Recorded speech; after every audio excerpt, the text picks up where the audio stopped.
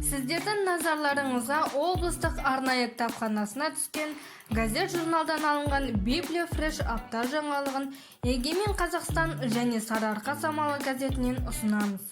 Елорда әуежайының коды өзгерді. Елордадағы Нұрсұлтан Назарбаев әуежайының коды ресми түрде НКЗ болып өзгертілді. Бұл қадам бұрынғы Кеңес одағының сарқыншағы Целиноград атауының келмеске кеткенін аңғартады.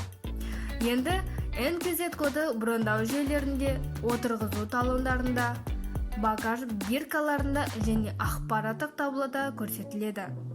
Н Нұрсұлтан қаласы және Нұрсұлтан Назарбаев әуежайын білдіреді.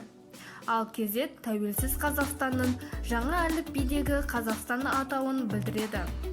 Жаңа кодтың 3 мағынасы бар: жаңа әуежай, жаңа елорда және жалпы қазақ елінің халықаралық аренадағы жаңа әліпбиі.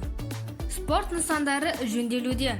Облыс аумағында жұмыспен қамту жол картасы 2020 мемлекеттік бағдарламасы шеңберінде 29 спорт нысанын салуға, күрделі және ағымдық жөндеуге 1 миллиард теңгеден астам қаражат бөлінді.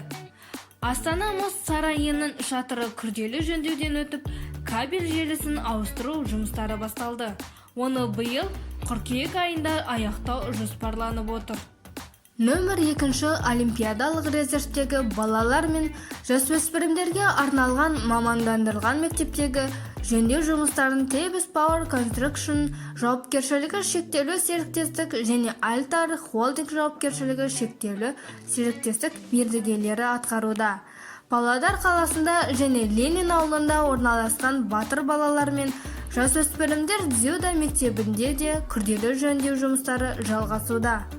Облыс бойынша жұмыспен қамту жол картасы 2020 бағдарламасы шеңберінде 2 жаңа спорт нысаны салынуда. Алдағы уақытта Тереңкөл ауылында жабық мұз айдыны пайда болады. Ал Ақсу қаласында дене шынықтыру сауықтыру кешені есігін айқара ашпақ. Спорт нысандары туралы осындай жаңалықтар бар.